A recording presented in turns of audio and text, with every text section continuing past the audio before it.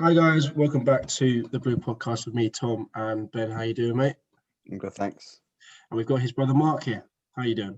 I'm not bad. Not bad. Thank you guys all for the support lately. We're actually going to give you 4 podcasts in the space of a week, hopefully, which will be a struggle and for us, but it'll be good fun. Make sure to check us out Thursday 4 p.m. normally, but again, as I said, I think we're going to have this out on Saturday, have one out on Tuesday, and then another one out on Thursday 4 p.m. all at 4 p.m. So check that out. Also check out our Spotify, link in the description. Check out our merch, also link in the description. Twitter at the Blue Podcast 1 and Instagram at the Blue Podcast 1.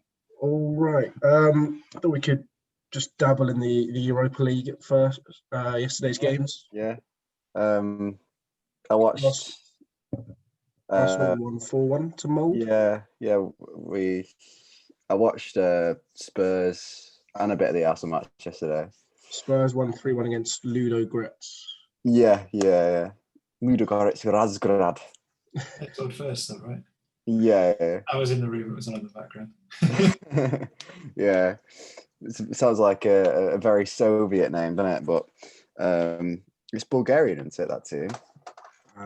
No I idea. think it's No Bulgarian. Yeah. Tottenham did what they needed to do.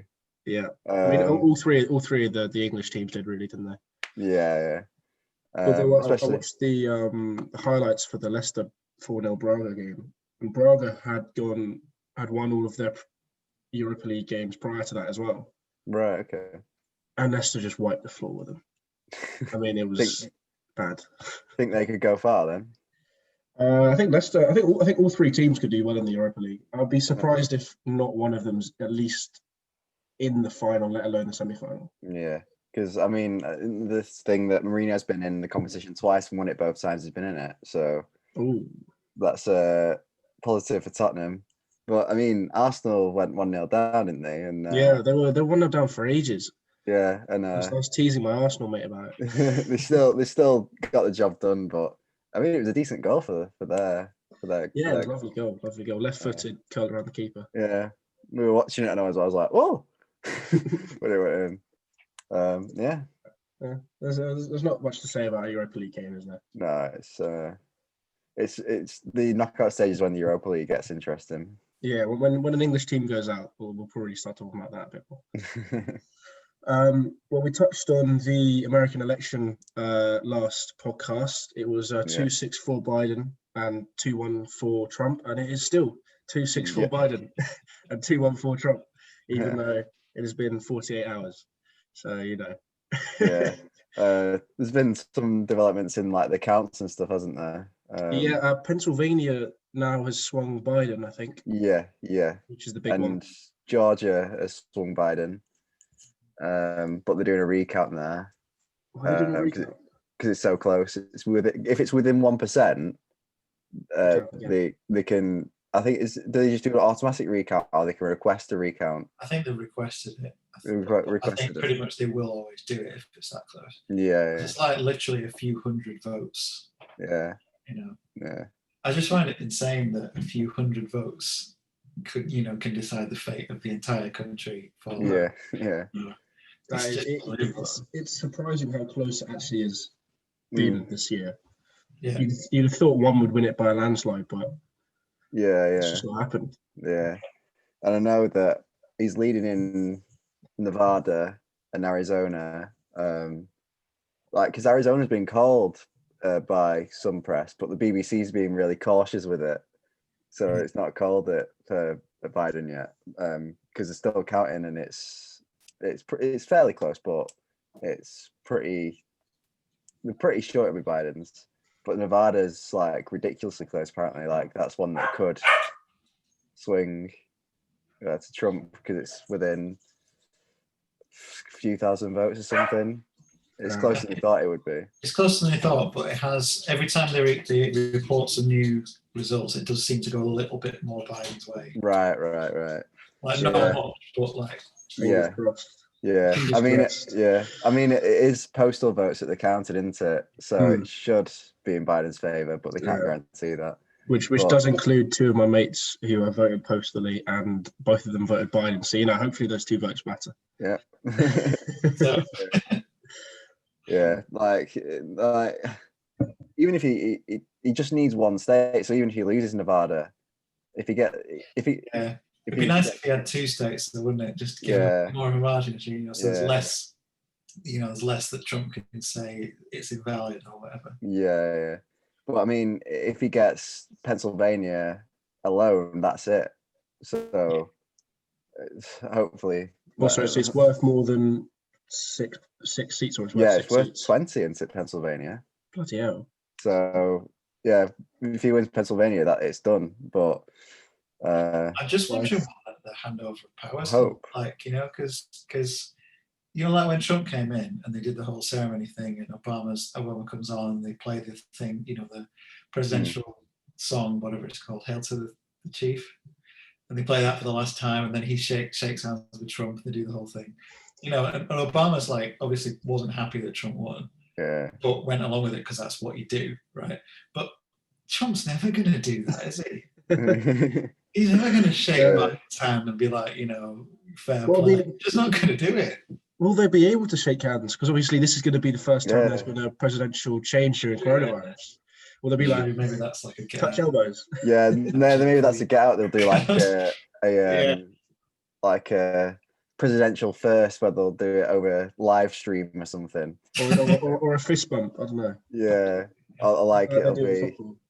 It'll just be Biden's entourage, because like we can't have two entourages mixing because of the coronavirus, but it's just because they don't want to see each other. They don't. They do not like each other. You can tell, like when Obama did it, they were sour because not sour, but they were fuming. Yeah, he wasn't happy, but the point is they kept it together. Yeah, but that it's just like it's just not going to happen with Trump, and the tensions are even worse now. Like the tensions are like flared up even more since then, so it's just not going to happen. No, but they weren't sour; they were just fuming. Really, absolutely fuming. Well, I'm sure we'll touch on the results in either next podcast or 2 podcasts after that. We never know. But I thought we could take it to English politics. Obviously, you guys in England are now in lockdown. I'm in Wales, about to go out of lockdown on Monday. Get in there. But you guys are obviously in lockdown. How is that changing kind of anything for you guys? It isn't really. There's less cars, I suppose. Because Mark's working from home. I mean, Mark's not happy about the lockdown, but Mark's working from home anyway. Yeah, it's not changed my day to day really. I mean, I'm not happy with what's happening, but it's what can you do? With me, I'm still going to college on Wednesdays because colleges are still open. The only thing that I'm not doing is I volunteered at a couple of charity shops, and so that's not happening for 4 weeks. Oh yeah. So I guess it does feel less cataclysmic than last time. Yeah, well, either that's because we're used to it, or because they have kept the schools open. Well, it's not. I mean, with them keeping like colleges and unis and schools open, it doesn't feel like a total shutdown like it did last time. Because last time we went into lockdown, and it was like there was just no cars on the streets. It was unbelievably quiet. The air felt cleaner. You could start hearing the birds. That whole thing of like the pollution had decreased by 50% in London. Or something. Was it something like they were measuring something over the Amazon rainforest or something? It was something like the pollution there went down ridiculously. Mm-hmm. I'm sure it did. I'm sure it did. So I don't know if it's the Amazon rainforest, but it was some sort of forest. Green area. Yeah. Did you guys see the speech that Boris did and was 2 hours late or whatever? Really? I didn't watch it. When he announced that we were going into lockdown, he was going to lockdown. He was like 2 hours late. It was meant to be at 4 o'clock. He ended up being there at like 6 something. They were trying to figure out what to say, weren't they? And he even says in his speech to the nation, like, we thought back then when we were doing local lockdowns, it was a really good idea. And obviously, I still think it's a really good idea, even though it's not worked and we're all now going into a national lockdown. Yeah. It's like they were there for 2 hours figuring out how we're going to tell them that we want to go into another lockdown after saying we weren't going to do it. What are we going to do? What are we going to tell them? I've seen so many clips of Boris like slating other politicians for wanting to go into a full-scale lockdown and thinking how it'll damage the economy, and now he's going into a full-scale lockdown.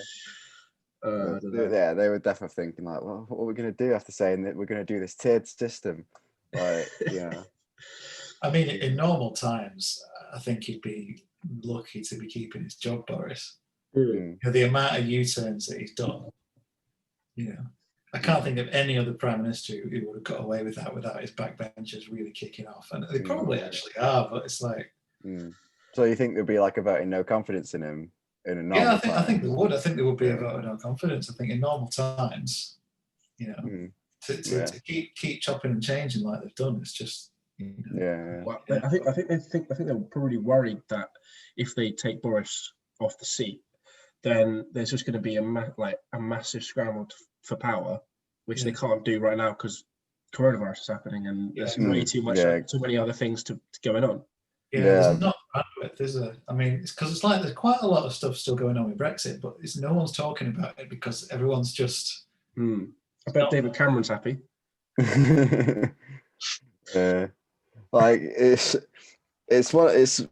seems very odd because it was like this time last year it was like Brexit, and now it's just nothing. Like so that's reminded me actually how stressed we've all been, with the US election. I was in America for the British election back in, was it December? December, yeah. And so I was actually like an afternoon at work in America watching the results coming in, and I was like, oh my god, this is crazy, this is cataclysmic. Nobody else in the office cares. And they have an election and we're like, oh my gosh. We're all there stuck to the screens like hey up, Pennsylvania's changed. I cannot imagine an American being like, hey, look at that red wall. Yeah. Oh look, they're like, hey, Manchester voted Labour again. Yeah. Well, they're not going to be like, oh yeah. I mean, there will be some political. The South voted Tory again. What? Surprise! Yeah, they're not like going to be doing that, are they? They're not concerned. I think it's because though there's just so much more hype around the whole changing of presidency than there is prime minister. Yeah, interesting. I was listening to this political history series, and they was talking about this book called Democracy in America that was written by some French, I forgot what he's called, but some French philosopher guy in like the 19th century, like 1830s or something. So before they had a civil war, and he was talking about being there on election year and how like they all just sort of go crazy, and then it calms down again. It's like that's still the way it is. It's never changed. I think it also comes with like the president of the United States of America is seen as like the most powerful person in the world, so it's I guess it's bound to happen in some ways or some senses. And also America's standing in the world as like leader of the free world, well, I think it has got to do with having a shared language as well, though. Yeah. I think like not that the Chinese have elections, but like if they were having an election, it's similar amount of power, I think, these days. But I don't think we would get as stressed about it. No, but it's not going to happen because they're never going to have an election. Oh yeah. As I was saying, it was like I mean, I guess it comes with like that being like land of the free, home of the brave, like sort of thing. Like people still look to them. It is true. The idea of America. Really, Yes. Well, I think we've probably bored our listeners enough with some politics. Hope you guys enjoyed that. I mean, it's something different, which I don't think we haven't really spoken about before on the podcast. No, we touched on it last time, but I'm saying like we brought it in. We do keep up with the news. We're not just football crazy. all everyone crazy when it comes to Ben as well. Just to clarify, the Blue podcast that does not indicate political affiliation. Yeah. Oh God, we'll know. Oh no. Oh no, I didn't even. It does in America. It does in America. Oh dear. Anyway, international football. I've been told Mark follows England football pretty closely. Yeah, to a degree. I mean, obviously, your listeners, viewers will know Ben pretty well by now. I'm sort of, when it comes to sports, he's polar opposite in that Ben has always been super interested and really good at sports as well. And I was always terrible at sports, and obviously my dad is a City supporter, and that's why Ben is. And so, if pressed, I will say I'm a City supporter, but I don't really follow it. But I do get really riled up when England are playing. Right, so where people who know me think it's very strange because they know me as somebody who's not that fussed about football, and yet when England are playing, I'll get really stressed. So I don't know if that says maybe I'm more patriotic than I thought, but I'd say I get interested when there's tournaments. I do watch, the international friendlies and the new Nations League. I do watch it. Yeah. I'm not interested. There's not the same excitement for me as there is watching Chelsea day to day. Yeah. I heard that a lot when the last World Cup was on, and people were saying, well, it's not as good as Premiership football or whatever. And I suppose if what you're there for is the quality of the football, it probably isn't. And I can appreciate that to a degree. But I don't know. I mean, international football is about more than the quality, though. Yeah, it's all about passion and your country and all that kind of stuff. I do enjoy, like I'm saying, when there's tournaments, I do enjoy. Yeah, like me and Marc watch them usually. Not every match, but like we usually watch a few. And we watched, like, I think the last one we watched was when they played Iceland. In the Nations League, and it was boring. Nothing happened all game, and in the last minute, we got a penalty, scored. Yeah, they got a penalty. We waited all game for that, and it was just like Walker got sent off. Yeah. All in the last bit of the game. Yeah. Probably thousands of people had turned off by that point. No, we're. No, I was still there as well, but I'm sure. We're proper supporters. Well, you just sort of got the feeling that the players have been totally bored with it as well. So the last minute they decided, we're just going to make this interesting. Kick off. Well, here's a question for you, Mark. Do you think we should have a back five, England? Do you like the back five system? Like we play at the World Cup. I don't know. I mean, it's sort of something that you think will work on paper, but then in practice, just makes it really dull. Yeah. Like, I mean, I guess it sort of goes back to what I was saying about the quality of the football versus the passions, And if you're watching it for, I don't know how to word this. Help me out, Ben. Like if you're watching it for tactics and a team working really well together. Then it's no good. But well, I mean that's a sort of a byproduct of the players. They're not together long. Yeah, they're together all the time at the clubs. But with international football, they come in, have a couple of week training camp, and then they have a match. There's no time to be able to like have that sort of tactical input and be able to have those links playing together. The only reason it works is because they speak the same language. I mean, with that, with the back five and stuff, it's what I guess what Mark's saying is it'll be more boring to watch, but it works. So it depends. It depends whether because it worked at the World Cup really well. But it's whether you want to watch something that's boring that works or watch something that's exciting that could go either way. But that risk might pay off. Risk is worth the reward. I don't know. I'm not sure it works though. That's what I'm saying though. I'm not sure. You don't think it works? For me, if the five at the back works with the players we have on the bench, like we could easily fit. There's the Mount and Grealish issue, right? Yeah. And now Phil Foden, who's in the England team. Yeah. If you've got three really good, promising attacking midfielders, and one of them can play on the wing, and one of them can play, two of them can play as eights.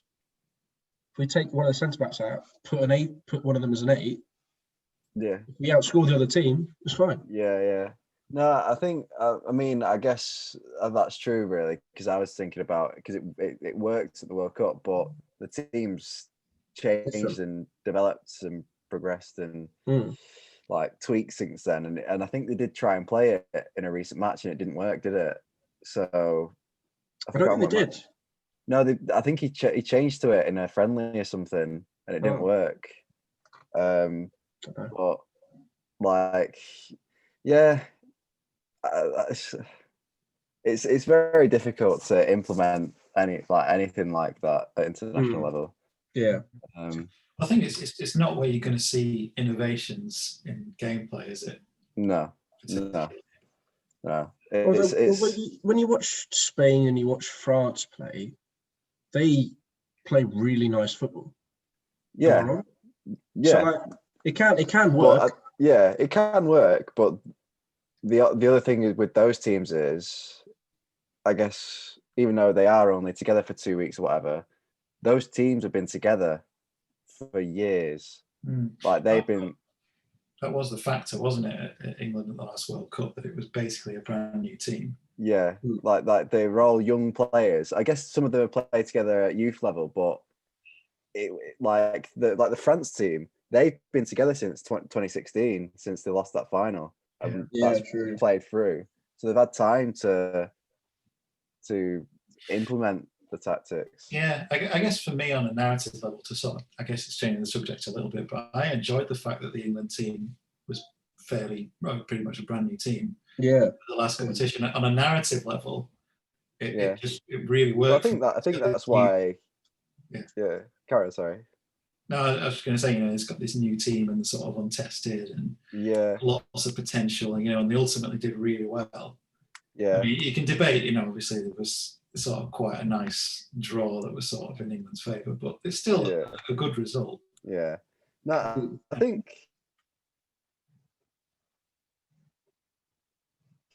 about people's imagination a bit, really, because that summer was amazing. It was amazing. amazing. It felt special. It was something that summer. Everyone loved it.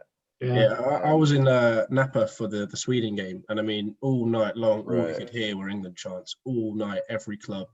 The atmosphere, obviously, and it was just incredible. Yeah, but it was great. Like, I think I watched nearly every game with just one of my mates. Like, Patrick from down the road, I watched a few with him. I watched one with Will. It's fantastic. I think that sort of event, that brings people together in that way, doesn't quite happen with the Premier League, because it's too, it goes on for the whole year, and it's not like everyone in the country. It's not as unifying now. Yeah. I mean, can you think of anything else that unifies the country like that? Because I can't. Yeah. Especially if we go back to the politics, in the sort of climate that we're in, I think it's really valuable to have that. Yeah, definitely. Okay. Yeah, I mean, I remember the Colombia game when we won on penalties. I think the whole nation went crazy after that game, because it was England just won on penalties. Oh my gosh, this could be it. Yeah. Well, I think that's one of the matches that I watched with my friend Patrick, and me, my dad, and Patrick all stood up in the living room like. And then we scored, and we were like, yeah. We had some neighbours around, and we all just stood in front of the TV like, oh my gosh. Yeah. But I think going back to sort of the progression of teams and stuff like that, like with sort of France and that, like saying they've been playing together for a while. Also, a lot of those international teams, a lot of their players all play for the same club. So like Spain, a lot of the players play for Barca, Real Madrid, and those teams play that way. So when they go to the international team, it's quite easy for them to get into that rhythm. Do you know what I mean? Because they're playing with someone that they played with the club. So it's with England, they're all at different Premier League clubs. There's a lot more rivalry. That's the thing that's kind of thrown at like the golden generation, that they all play for rival clubs, and like they had lots of cliques in training. Like they would sit like with only the players that were from their club and be like, there was the United side, the Liverpool side, the Chelsea side, the Arsenal side. Like yeah. Didn't want to give anything away. No. Didn't want to interact at all. No, they did not. Anyway, I've got a list of 20 teams here. I was thinking we could do a top 10. I went through was it Coca-Cola something or other rankings? FIFA rankings. Yeah, and I got the top 20. Very surprised. Germany were in 14th. They weren't even in the top 10. They did go on a bit of a stinky run, but since recently. Maybe. But I think they're doing all right again, aren't they? And then Netherlands in 15th, which I thought was kind of surprising as well. Yeah, they've started to come good again, but they've been in a bit of the stinky run since because Koeman left, didn't he? So yeah. Anyway, we'll start. Don't know how we're going to do this, but we'll start with 10th. I'll probably just name a bunch of countries who I think should be in 10th, and you guys can agree or disagree. Okay. How about that? Well, Colombia are in 10th in the rankings. I personally think they probably shouldn't be in the top 10. Yeah, it wouldn't have struck me as a top 10 side personally. No. Well, I mean, you've got Italy, Germany, and Netherlands. All behind so are we doing this on like sort of not current, sort of historical ranking? So this is the thing. So are these rankings? These are current rankings. Yeah. I'd say we can do current, and then if we have time, we can do all time, I guess. Right. Yeah. Well, unless you'd rather do all time. It might be easier. Yeah, that is true. All right, we'll do all time then. We'll do all time. So, but I mean, on Colombia, they always do all right at international tournaments. They usually get to round of 16 quarters. They've got a decent team, but they're not like world beaters. No. Yeah. I'll get the World Cup winners list up.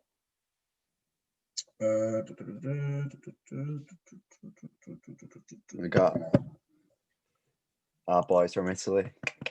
Yeah, well, I mean, if we might as well build from the front back then, from first backwards. Yeah. The main three are Brazil, Germany, Argentina. Aren't they?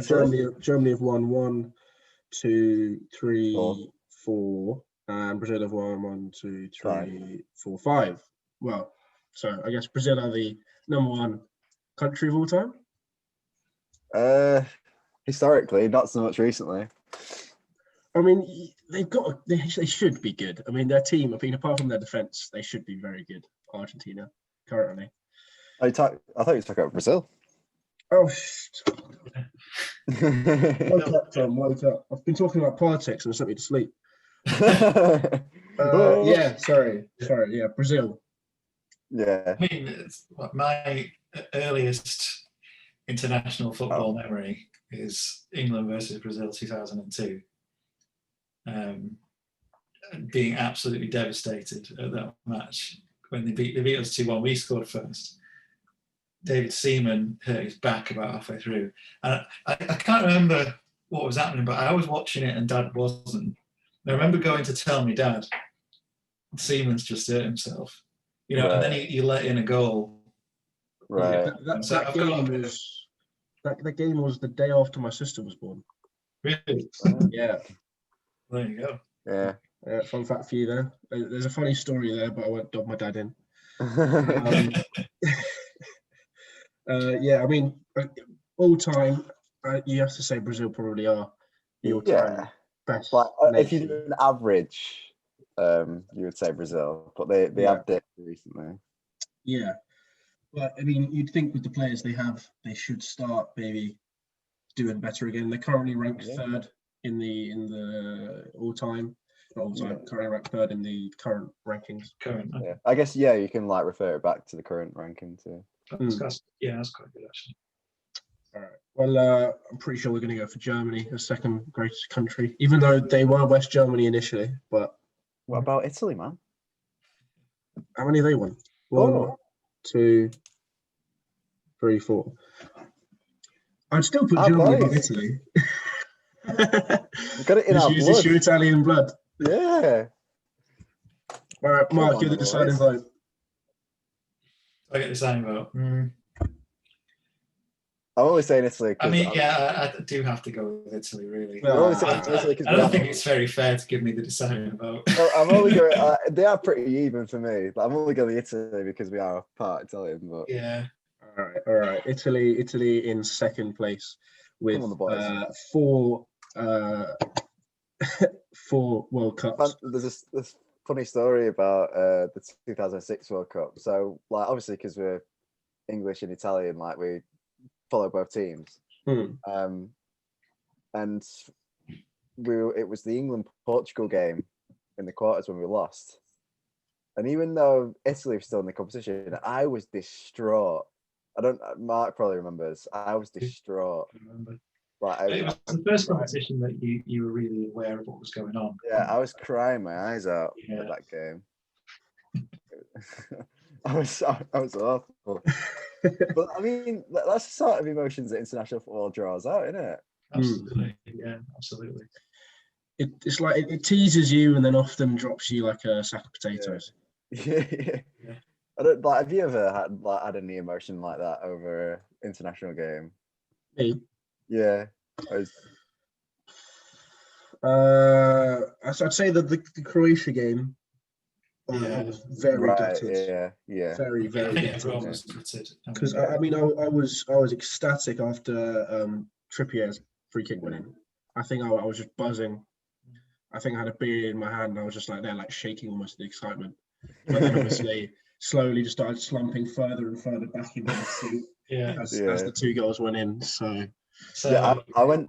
Oh yeah, Mark's got a story about this. This game. So I was watching it.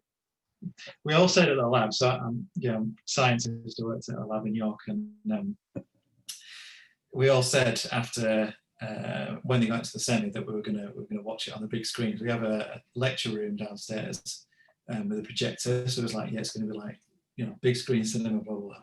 All these nerds all pile in. Like this is what I mean about international football actually, because like people working in this lab, no one was bothered, but they were bothered about England. Anyway, so we watched it on a stream, and so we went 1-0 up, and everyone was ecstatic, and then it was 1-1, and then my friend Frank, he got a text on his phone. So because there was a lag on the stream, he got a text on his phone that just said, "Oh dear," and he showed it me like, what does this mean? Oh my God, what's going to happen? And then it was 2-1. We were like, oh God. Yeah, that's gutting. I watched it at Patrick's and we lost, and I because it's like down the road. I when I left, I was just trudging on like, yeah. Although we probably got smashed by France in the final, but that's not the point. But like, I mean, but you never know though. You have to be in it to win it. Yeah. Exactly. But yeah, I think that what you're saying there is actually key. Like people who are just not asked about football. I've never seen people in my lab as happy as when that first goal went in that match. People were buzzing. The joy in people's faces was unbelievable. I'll never forget it because these are people. Some people they never look happy. Or it takes a lot for that amount of joy. For it to turn to dejection so quickly. But people are just not interested in football at all. If it's England and an important match, they'll watch it. I remember just walking down the street and you'd hear some shop fronts just plaster now is coming home sometimes during the whole thing. So yeah, it's always good. It's always good. Yeah. All right, so Italy second with 4 World Cups because of your blood. We had to put them there. We could say giant second with Germany. This is not my choice, by the way. Everyone else. We could say giant second with Germany. No, it's done. It's been written down. Italy are in second. I mean, obviously Italy have had obviously some fantastic teams. I mean, I guess it's a bit more because I've been in other finals. Like, I think we lost to Brazil at one final or something like that, and maybe another. I can't remember, but like I think 2 of their wins were in like 1932, 1934, 1938. 38. So it was like the second and third World Cup ever. Mm-hmm. But I mean, it's credit to the Italians recognizing that got to be good at this, you know. Yeah. And then was it 82? They won it again. 82. Yeah. 2006. Yeah. So I mean, I guess those 2 early ones kind of. They count. They can't. Yeah, it's kind of a long time ago. But they still stop digging a hole. Just shut up. No. But I'm just saying they're a long time ago. But yeah, they still count. And they were like, were they like was it the second and third one? Second and third ones, yeah. Uruguay won the first one in 1930. Yeah. So, yeah, it's good of them recognizing that they were the ones who got ahead early on. Bit of a head start. No. they just had the foresight to get ahead and even saying that Italy have got a lot of legends of the game. Pirlo, one obviously in 2006. Your defense has always been well known for being very, very solid. Yeah. But yeah, Germany in third place for us. Many fantastic teams during the years. Yeah.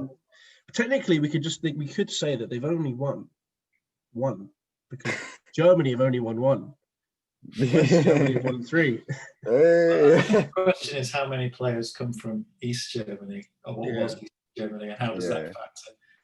Yeah. I'm not, by the looks of things, by the fact that West Germany won it 3 times, I'm not sure many East German players would have created the team.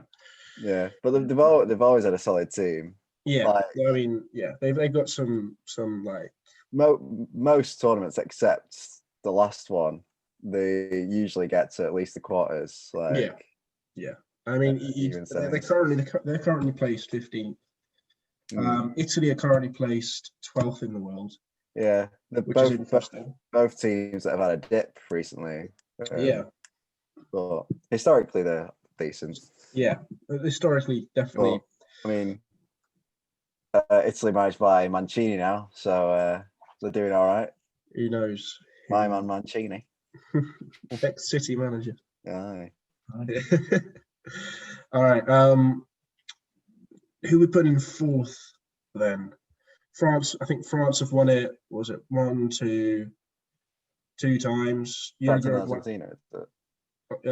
have won it twice. Argentina have won it twice. It's got to be France or Argentina because Uruguay's were. I mean, with Italy, at least they've won some recently as well. Yeah, Uruguay's were 1930 and 1950, the first and the 4th one. So, I think Argentina have always been. I'd say for Maradona, I feel like we have to put Argentina higher. Fair enough. I mean, if we put Argentina 5th, and yet they've got debatably the best player to have ever, 2 of the best players to have ever graced the face of the earth. That's true. Then I mean, I guess if you look at it as well, France's successes have been a lot more recent. So it's they have. 1998 and 2018. Yeah, they won. I think they won the 2,000 euros as well. So it's not very recent. No. All right. So Argentina in 4th and France in 5th. As we said, Argentina have Lionel Messi, or he's retired now, right? No, he said he retired, but then came out of retirement. Yeah. And Diego Maradona in the past. I think I want to go back to Brazil though. When you think of Brazil though, there's such a long list of players that came from Brazil. Yeah, I I think there's so many quality players that come from Brazil. I mean, it's similar with Germany, but with Italy, it tends to be defenders. They're all defenders. The quality players. Maldini, all them lot. Yeah, but like with Brazil, obviously got loads of quality attacking players, and even the odd defender. But I mean, Italy even have the odd striker like Baggio and that. So Baggio, yeah, with his weird hair. Yeah, I don't know what that's about. Germany, it tends to be midfield players, doesn't it? It does. And Muller up top as well. That's true. Yeah, the legend, top goal scorer, isn't he? Not Thomas Muller. I think it's no. I'm talking about the other one. Oh yeah. Is it Gerard Muller? No, I don't know. Something like that. It's a Muller. I know what you mean. Same Muller. All right. Well, do we have to put Uruguay in sixth for the fact that they won 2 World Cups? It's a difficult one because they haven't really done anything since, have they? No. They've never really. They've had like good teams. Yeah, well, they got good players. Cavani, Suarez. But I mean, they're old now. Jimenez, centre back. Godin. Torreira. I guess the question is how all time is all time, and since we counted those early Italy wins, that's probably not fair not to count the. Yeah, but I mean, if we're like we were saying with that, at least Italy have won some recently. So if we're doing like an average through the years, then would you say because their average would probably go down here, then they might be still in the top 10, but they're not. Yeah. Would you put Spain above them? Are we counting your Euro successes? We can't. We're not currently, but obviously, if you know off the top of your head. Well, yeah, because they won 2008 Euros, 2010 World Cup, 2012 Euros, didn't they? So that team maybe puts them. I don't know. Yeah. So maybe Spain in 6th and Uruguay in 7th, but that means England's in 8th. Oh. What do you think, Mark? I think that's probably fair. In fact, it's probably higher than I would instinctively have thought. Yeah, but with the last team on the list who've won a World Cup, so yeah, we've won one. So okay. We've won one. That's the main thing. All right, well, I'll put Spain in 6th with 1 World Cup and many Euros. Yeah, I'm trying to think of other Uruguayan players. And England in 8th. England should have many more World Cups, but we don't because we never bloody win a semi-final ever. Yeah. So, yeah. It's just a tale of hope, and then it comes crashing down. Yeah. It's a bit of a shame though, considering we are the nation that created this. And then it's coming home, you know. Yeah, it never does it? I mean, I do find it astonishing how you know the game could have originated from here, and it's so beloved of everyone everywhere. You know, I mean, quite a lot of sports were invented, rugby in Britain and England, but something about football in particular, I think. Yeah, like cricket, for instance, it gets played in the sort of former British colonies. And it's dead popular, in India and Australia and now West Indies. Yeah, but like football, it's like everywhere. Yeah. So what? It's getting pretty metaphysical. What is it about football? Yeah. I think it's just like there's something universal about it. Like everyone can play it, even if doesn't matter what language you speak.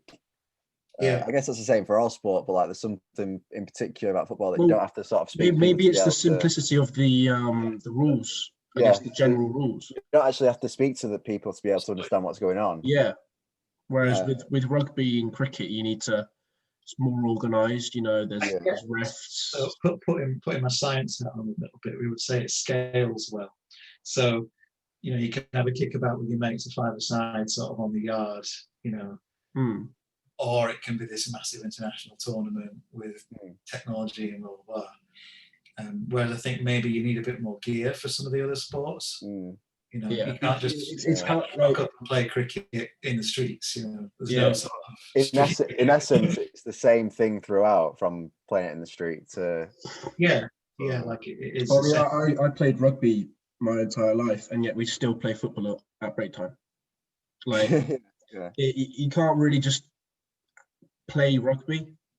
You would just have a kickabout with your mates. With football. So that's a bit more. That's probably why. Martin Caceres is another Uruguayan player. Just to know. But I don't know. Like I think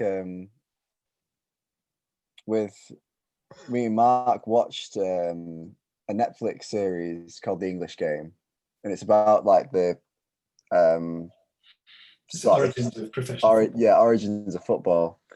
So it's do you know about like the amateurs and professionals argument way back when?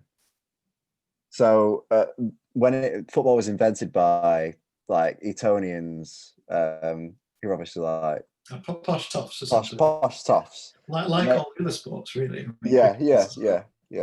And they wanted to keep football amateur, so then like it wouldn't be for money. Like they could just carry on playing it and carry on winning it all the time, but the working class northern teams wanted it to become professional so they could get paid for it and actually earn a living from it. Because they couldn't afford to just, because obviously if you're an Etonian, you can afford to take a lot of time to train and stuff, and you don't have to be paid. Whereas to get to that sort of level as a working class person, you sort of have to be paid, because otherwise you're having to slug it out in the factory the whole time. So they wanted it to be professionalized. And in the end, obviously they won, and that's how we've got to this point today. But it was the story about I've forgotten. There's like a Scottish player, Fergus Suter, who played for Blackburn Olympic, and he was like he's seen as like the first professional footballer because he was the first person to be paid for playing. And then there was the posh toff. I've forgotten what he's called. I can't remember what he was called. He was like the first football celebrity. He was like the first football celebrity. So everyone was wanting his autograph and stuff. And he went on to become the head of the FA for ages. And he boiled down to the northern teams and the northern associations were going to break off and make their own association in order to make it professional. So the FA were like, all right, we'll let you make it professional, just so the FA could still control it. Basically, of course. So that's what it boiled down to. Was he called Kinnaird, that guy? Yeah. I'm just gonna search it. Kinnaird. Arthur Kinnaird. Arthur Kinnaird, that's it. Some pretty funny situations actually in the show where that's like. So the first episode opens with this game, and it's an all the team like Darwin versus the Old Etonians. That's the first team that Suter played for. And Darwin, like, I can't remember exactly what happened, but Darwin, it was like a tie, but they refused. The Old Etonians refused. Yes, there's a rule. Yes. And like the Darwin team were like, well, we're going to appeal to the FA then. It's like the Old Etonian team was basically the board of the FA. It's like the posh toffs controlled it. Like that's what it boiled down to. So that game they drew, but the rule at the time was both teams had to agree to play extra time. If they didn't, then there would be a replay. So because the momentum was with Darwin. Oh, they said no. So it's Very, yeah. But I mean, there was stuff about how like sort of the tactics developed at the time as well. Yeah. Well, So it's the break off between rugby football and association football. Yeah. So they used to, like the tactic at the time was they used to all run in a line with the ball and go in like a pack, like you do in rugby, you know, like when you're passing it to the side. But then Fergusuta was like, no. It was what you put modern football. It's like, nah, spread out, so we can pass the ball and like get in behind and stuff like that, and you know, make triangles and stuff like that. But it was groundbreaking at the time. Of course, us now are like, do that anyway. But like, like that was like the posh toffs were like, what's going on here? You're supposed to just run in a pack, like sort of thing. Just completely flawed them. Yeah, like they do in rugby. But it's like they're saying it's the separation of rugby from football. Fair enough. That was an interesting little tangent you guys went on there. It was a good series. I recommend it. Yeah. Yeah, well, what's up? Should watch Netflix. Should watch it. Oh yeah, I'll definitely have a look then. Yeah, I'll definitely have a look. Number 9. I'm going to say Netherlands for the international team. They're the national team who's made the most appearances in the World Cup final without winning it, aren't they? Really? Yeah. Fair enough. Well, that definitely means they have to be in night then. Yeah, that's fair. Yeah, they've been in it so many times but not won it. So I mean, you think about who used to play for them: Cruyff, Hullet. They got some quality, quality players. Kluivert, like there's so many. Yeah. So many. All right. Who are we putting in the 10th spot? The holy 10th spot for all these teams. We haven't put in Belgium. We haven't put in Portugal. We haven't put in Croatia, Colombia, Mexico, Denmark, Switzerland, Chile, Poland, Sweden, and Wales. They're all in the same ballpark, aren't they? Who were the first couple again? Belgium, Portugal, Croatia, Colombia, Mexico, Denmark, Netherlands, Switzerland, Chile, Poland, Sweden, Wales. Are we tempted to put Portugal? I was going to say Portugal. Obviously, they got Cristiano Ronaldo, but also they've won Euros. They won the Euros recently, and they're in the Euros final when they got beat to Greece. And they also go far in the World Cup usually. So I mean, they beat us in the quarters in 2006, so they got to semis there. Yeah.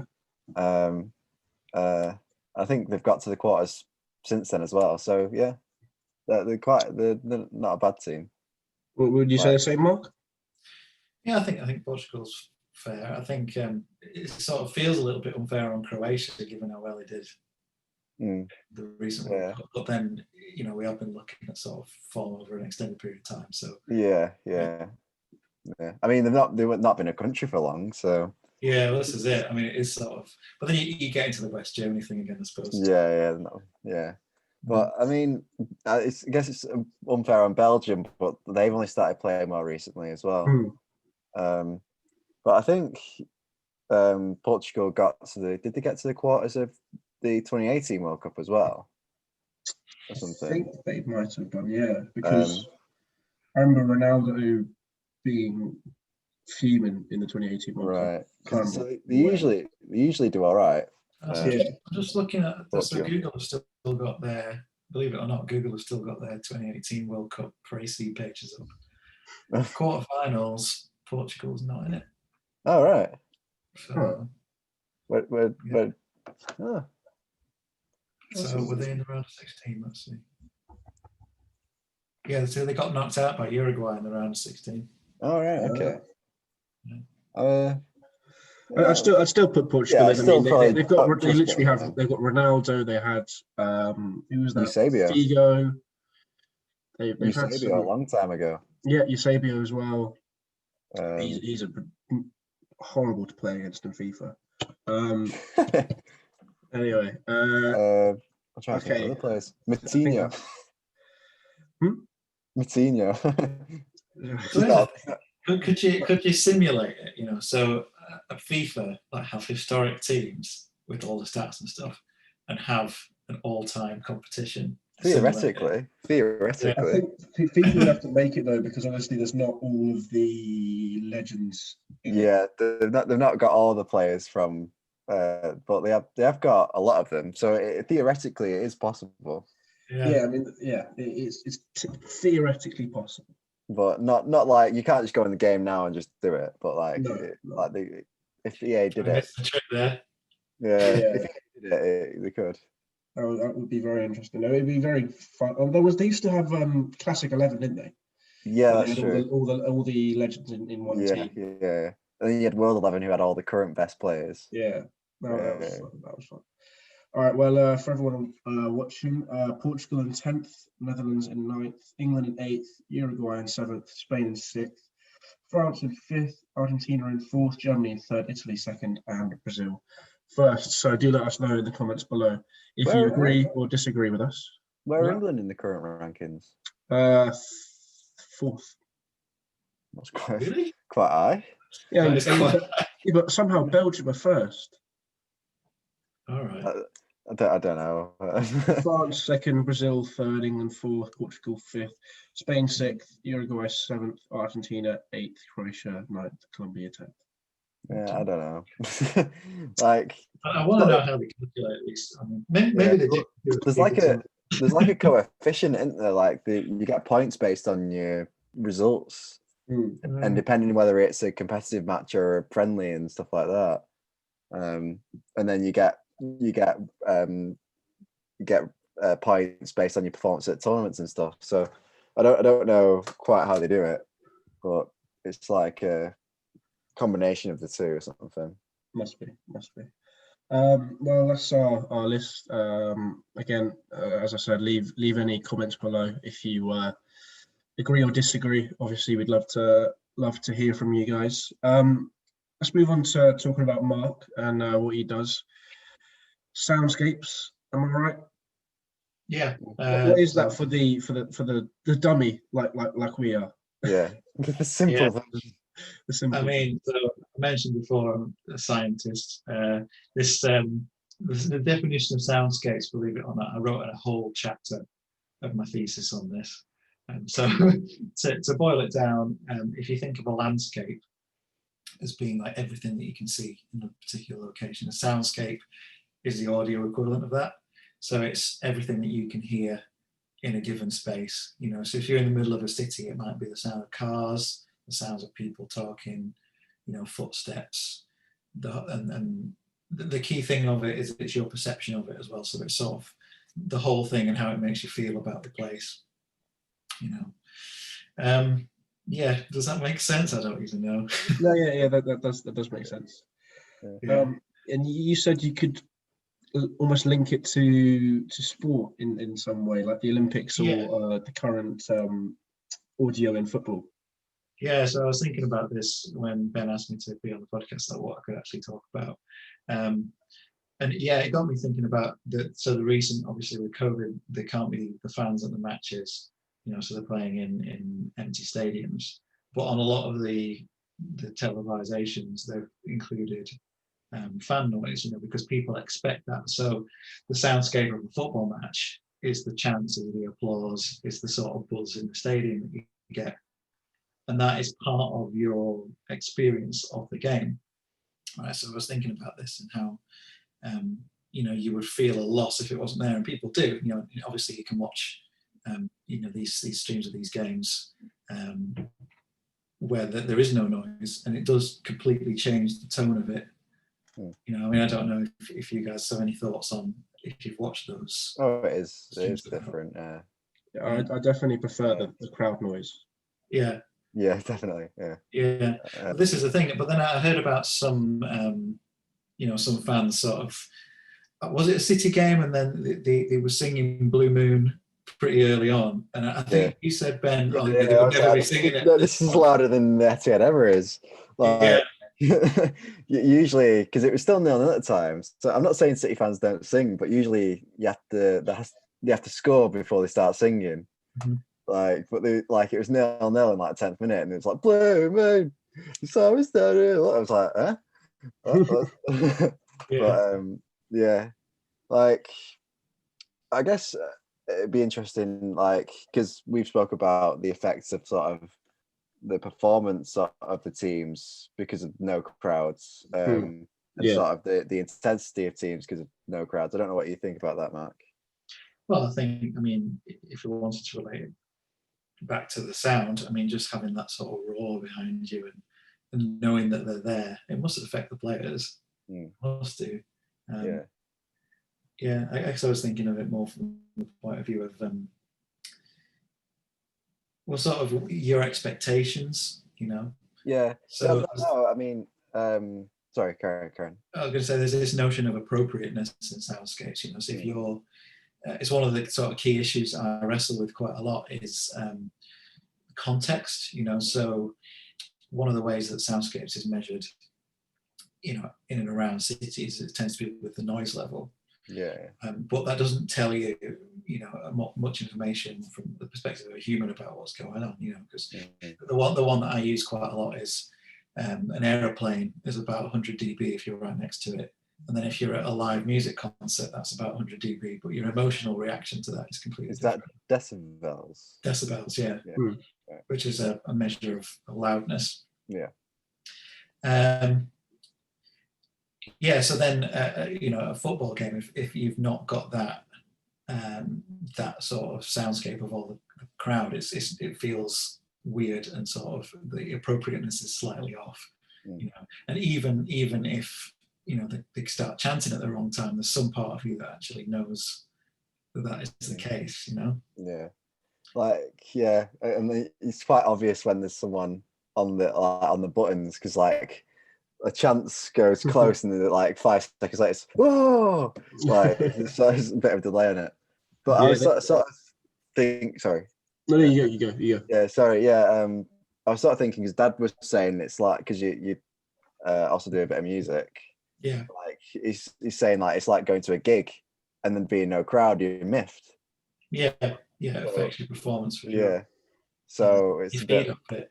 Yeah, see, so that's what I was getting at. Like, yeah, it does. It affects your well-being. I mean, if you're, you know, it sort of goes either way, because you want to be fired up sometimes, and I think this is the thing that, you know, that I get with the soundscapes. It's like, you know, you don't always actually want it to be quiet. You know, if you're, you know, like in a film where they're in a, I don't know, infiltrate somewhere and someone says, "Oh, it's too quiet," you know, and that's sort of a response from back when we were hunter gatherers about, you know, if the forest goes quiet, that means there's a predator about, you know. So if it's too quiet, that's unnerving, you know, just as much as if it's too loud, you know. And obviously the context, you know, sort of football match, you want it to be damn loud, you know. Obviously you don't want it to be so loud that you get hearing damage, but it's part of the whole thing of it, and for the players as well. Yeah, there's the whole thing of chanting, you know, bringing the players up. If let's say you're at home and you're losing 1-0, but it's only 20 minutes, the crowd will still chant for you to try and get you back into the game. Yeah. So she's sort of saying, like, as well as sort of the performance and the intensity being different, even before the match started mentally, it's because they know something's a bit off. They'll be a bit off. That's right. They'll be a bit off, but it's not what they expect. I mean, it probably will change, you know, as this sort of goes on and gets further, you know, to the point where I imagine when the fans come back, it'll be a bit of a shock, you know. But you get sort of used to a certain location sounding a certain way, you know. So like if they're in the tunnel waiting to come out and it's just deathly silent, that must be really weird psychologically. Yeah, whereas normally there's songs and people singing, like there's always that like walkout song that most people like. Yeah. So like they don't have that, which is I'm sure it's very unsettling. I guess now probably used to it, you'd think. I think they must be getting used to it a bit, but it's still going to change the way they play. Definitely, it will be interesting, I think, when the fans do come back. You know what. You know, because like pretty early on in the season, I mean, I don't follow it that closely, but there were loads of games with like huge, really high score counts and stuff like that. Yeah. And it's like, that's I mean, it could just be a fluke, but I reckon it's got to have something to do with it, the circumstances that we're in. Yeah, definitely. And then, when the fans come back, how's that going to work? Is the anxiety going to go through the roof because suddenly there's 50,000 people there again? Although maybe it'll sort of increase slowly over time if they have partial fans. I don't know. Yeah, that's true. Yeah. But that's actually a really good point. How are they going to react to having the fans back eventually? That is a head scratcher, I guess, because I mean, I think some players will obviously play better, but if you're so used to playing in a stadium where it's just the backroom staff, your coach and the subs, when you get used to that and then being thrown into this big atmosphere with 60,000 fans or 50,000, 40,000 fans, that could be.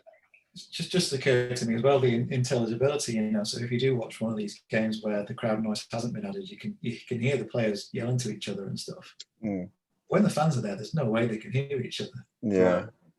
So that must change things. That goes to something that I've studied, which is this idea of high fidelity soundscapes. So to do with noise pollution, from when I look at it, so if you're in the middle of a city or something, there's loads of vehicle noise, you can't hear the bird song, and they can't hear each other either, and that affects the behavior of the species. And that has that has an analog in the communication in the team.